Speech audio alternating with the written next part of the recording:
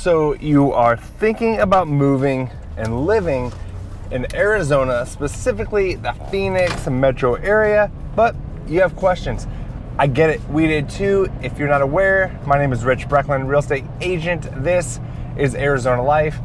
You know, it wasn't long ago, my family and I, my wife, 2 daughters, and our German Shepherd relocated across the country from central Illinois, and we landed in Gilbert, Arizona. Now, there are some amazing things here, and obviously there are some cons because no place is perfect.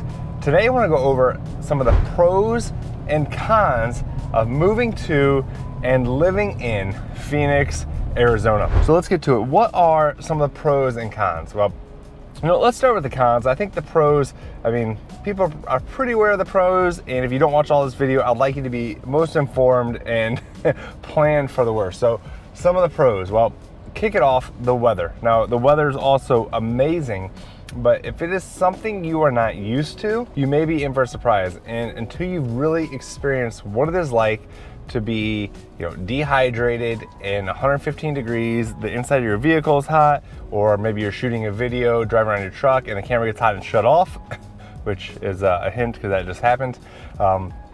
The weather, it can have an effect on everything. Now, I think the weather is also a pro, and I'll get to that later, but a lot of people come here, and people mainly who are visiting, and they'll go out for a walk in the desert and think it's gonna be an easy hike, and they soon get overwhelmed, overheated, and they find themselves in some trouble. And obviously there's personal responsibility, do a little research before you go out and make sure you always have water with you. But again, if you're not from here, the weather can take its toll. Arizona used to be a really affordable place to buy a home, but that affordability is slowly slipping away. From 2020 to 2021, home prices went up 38.1%, and that number is still climbing.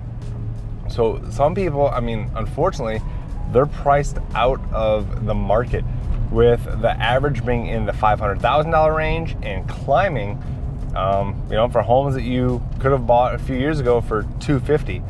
So I don't know when that is going to slow down. It doesn't look like it is going to stop anytime soon. And it's not going to be like what they say, a bubble. It's going to be more of a correction. So home prices are going to continue to rise, and prices aren't necessarily going to fall. Eventually, they will just quit climbing at the rate that they are. And with interest rates at this time going up, it makes it hard, especially on first-time buyers. It makes it difficult where now you are looking, let's just say a $400,000 home.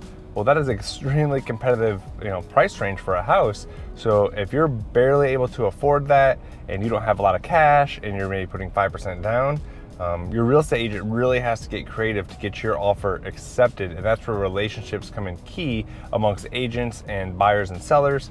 But, it makes it hard for people. I've heard stories at least, thankfully they weren't my clients, where they put 30 offers in and did not get one accepted. And I know people who bought a home and then within 6 months sold it, and they made over $100,000 because the value went up that much.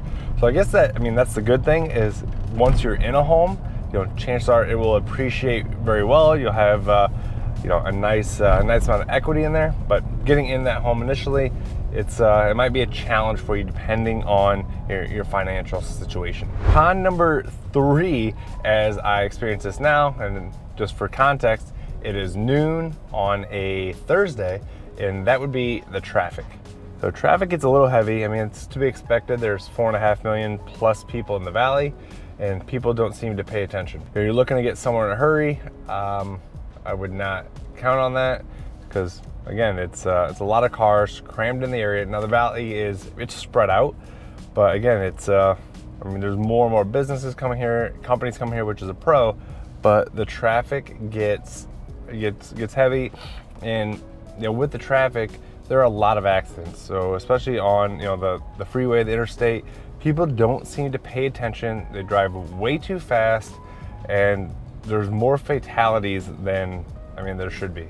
It's just to me it comes down to distracted driving and people just not having any regard for others, driving just way too fast. But enough of the cons, let's head over to the pros. So I know I said the weather was a con, but for me, the weather was pro number one. Now, it wasn't our sole reason for moving here, but once we were here and got to really experience living in Arizona, I mean, it's I could not imagine not living here. I think the only place I would go to next, maybe Maui, but we'll save that for another video.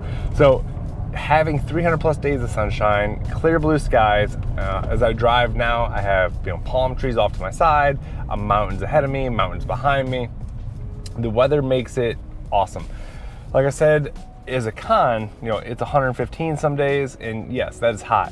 However, it has really not stopped us from doing anything. Now, I'm not taking the dog out for a long walk. I'm not taking really the kids to the park on those 115 days. I mean, we'll go to the pool and the splash pad. So there's always something to do. I mean, truly, we can do something outside 365 days a year, pretty much. Again, just use judgment, use caution. Back to what I just said, I'm not taking the kids to the park at 1 p.m. so we can go sit there and stare at the sun. Back in Illinois, when it's freezing cold or rainy or just gray and nasty out, I mean, no one wants to go outside in that. So we really do love being able to get outside and enjoy this weather. Pro number two for us, and especially me, is there's so much to do here. So if you're into sports, hockey, football, basketball, baseball, that's here. And not even, obviously, your in-season games, but the Cactus League, spring training, baseball, that's going on right now. To me, that is huge. That's awesome to have that right here. Another thing is being able to go into the mountains. So getting the Maricopa County Pass, $85 for the year, well worth it. Head to the mountains, we take the kids, go for a walk, hike, which usually involves us carrying the kids, but I mean, they're really accessible trails. You don't have to go on, the extremely difficult and trails that are just miserable for the kids. There's some really easy trails, no matter what your fitness activity level is. If you just want to go out and walk and be in the mountains, surrounded by cactus, you can do that. Then you also have museums. Odyssey Aquarium is one of our favorites. There's just so much to do here that we love that.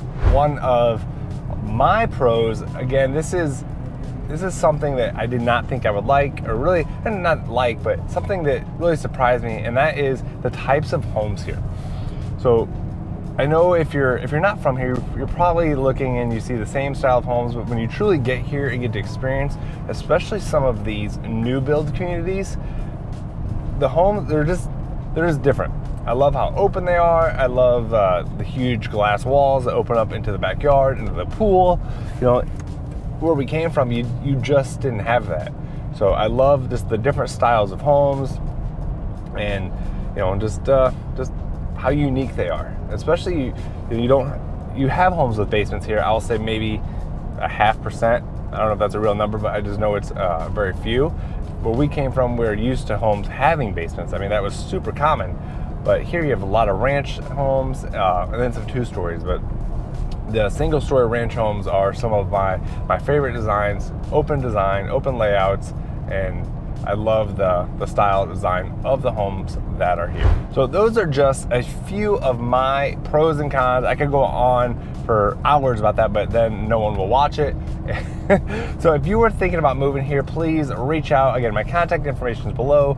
And also let me know, what are your pros and cons if you're already here? Or maybe what are your pros and cons if you're not here yet, but you're thinking of coming here? And I'd love to hear it. Maybe it would help some other people experience that from a different perspective. So please subscribe, hit that notification bell, and I will see you on the next one.